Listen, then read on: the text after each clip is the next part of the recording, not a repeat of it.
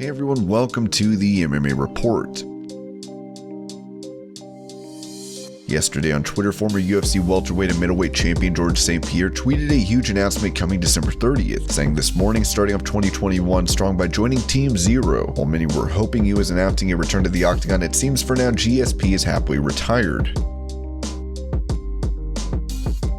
After UFC middleweight Kevin Holland's impressive victory over Jacare Souza at UFC 256, Holland wants to beat up Derek Brunson because his striking ability is an embarrassment. While no city or venue has been chosen, the two are set for UFC Fight Night on March 20th. Holland's manager told MMA Junkie why the fight is not happening sooner. "We verbally agreed to fight Brunson on March 20th, but Kevin is still campaigning for January-February for an additional bout. It's no longer call big mouth when something falls through. We're the A side, just put us in the game, put us in the fight."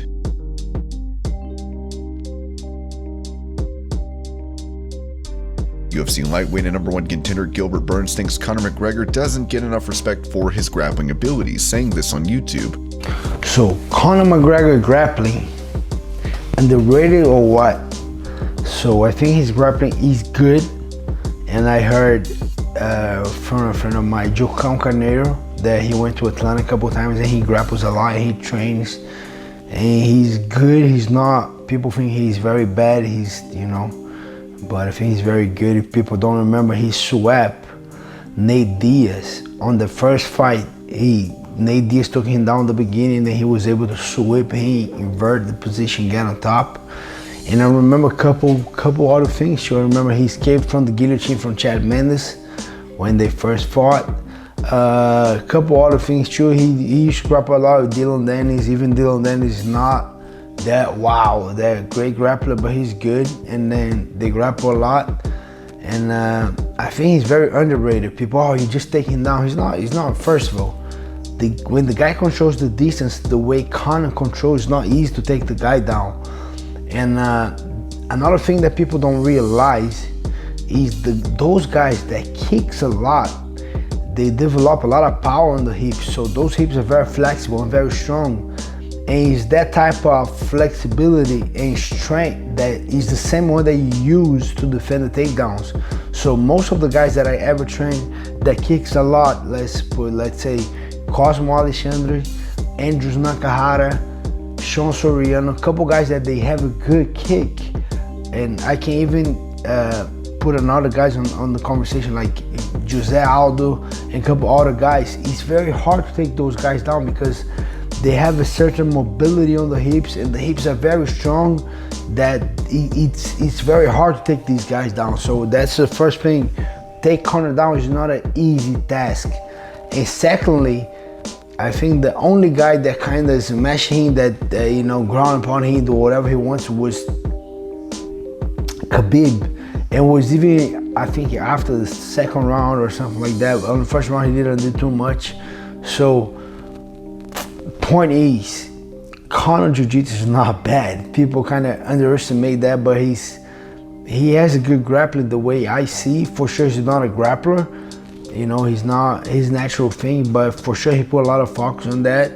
And it's gonna be an intriguing matchup when we see Conor against Poirier 2. And I'm curious to see if that fight goes to the ground or what. I don't think so too much, but I think Dustin Proirer is a different fighter than he was a couple of years. That was a lot of years ago. And different division, different weight, different times, 2020, 2021, that's where it's gonna be the fight. I don't know, I'm curious to watch this one, but my point is, don't think it's gonna be easy to take Conor down. People, just take him down, it's gonna be easy. No, first, it's not that easy because, like I said, the guy can move very good, controls the distance very good. Secondly, his hips are very strong, he can defend. And third, he's not a white belt. The guy been there a couple of times against the best, Khabib, Nate Diaz, Dustin Poirier, and many others. And it's not that easy. People think, just take this guy down. It's not that easy. And point is, I think his jiu-jitsu is good, but that's my opinion. Let me see what you guys think. Leave your comments below. If you don't subscribe right now. See you guys soon.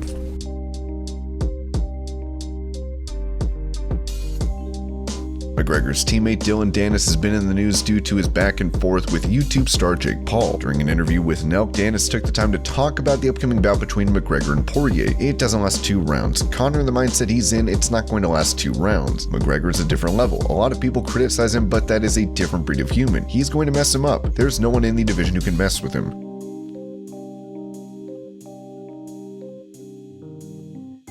Bellator president Scott Coker talked to MMA Fighting about his public feud with former Bellator champion Ben Askren, and why Jake Paul won't fight a legit striker in a potential matchup between Paul and Dillon Danis. Why don't you fight one of our guys like Douglas Lima, Ryan Bader, or Nemkov, who can strike too? They're definitely going to go after some of our MMA guys and just try to pick the wrestler or the jiu-jitsu guy that will put them at a severe disadvantage. To me, that was more my point. You guys are great wrestlers too. They wrestled in high school or in college in Ohio. Great wrestling program there. Why don't you guys fight in MMA? Why do the MMA fighters always have to go to boxing? Why can't it be the other way around? So to me, that was my question. That's what the remark was and what Ben responded to. It's all good, it's water under the bridge and everybody moves forward. But if he is really going to fight Logan, I feel he's at a disadvantage because he's not a striker. As far as Danis goes, Coker would happily promote his Bellator prospect against one of the Paul brothers, but he'd like to see a concession made if they're going to step into the boxing ring together. To me, come fight an MMA fighter in MMA or come fight an MMA fighter that really can strike. I'd love to see that. Let's do 1-1. You guys fight them in boxing. You want to fight Dillon Danis, go ahead, but come back and fight him in MMA and be fair about it. It shouldn't just be a one-way street. Listen, if you're going to call out our guys, it has to make sense. Let's be fair about it. You want to test yourself as well as test them. That's a fair contest, but I don't see that happening soon. I get it. Whoever's doing their matchmaking for them is just doing a good job. Let's just put it that way.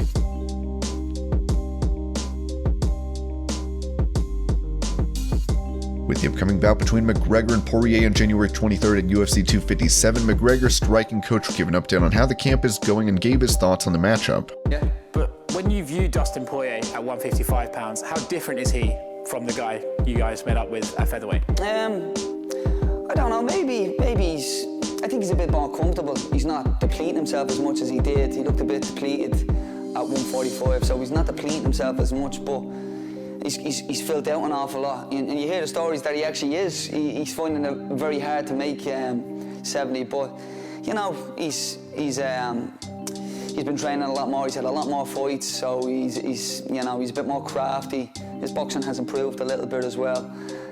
So yeah, he'll definitely be a better version of the Poirier we fought that few years back. But Conor's another different animal as well, you know. I think Conor has made the bigger improvements out of both of them, so. You mentioned Poirier's striking there, and he is considered one of the best boxers in the division. But when you look at his fights with Eddie Alvarez, Justin Gaethje, those sort of names, do you think it's his technique that wins him those fights, or is it just the fact he can tough it out and get in these slug matches that he can sort of survive? Yeah, he's technically good. He's good hands, he's tough, he's durable, and he sets a pace, you know. And I think it's the combination of those things that's allowed him to have that success. But he always gets rocked in every fight, you know, and people don't punch like Conor. His opponents don't punch like Conor, you know, and all Conor needs is a split second. All he needs is a half an inch to see the shot, and once he bangs the shot, you're going to be out, or you're going to be on wobbly legs. And if you're on wobbly legs, it'll be the next one that finishes you, you know. And Poirier gets hit an awful lot, so I believe it's just a matter of time. It's when Conor hits him, how long he can last after that. Whether he goes to sleep straight away, or whether, you know, he toughs her out for a little bit. But Conor has 25 minutes in there to land on the chin. And man, for me, they're serious odds, you know. And this was your MMA news. I hope you're having a great day. Thank you so much for watching, and I'll see you later.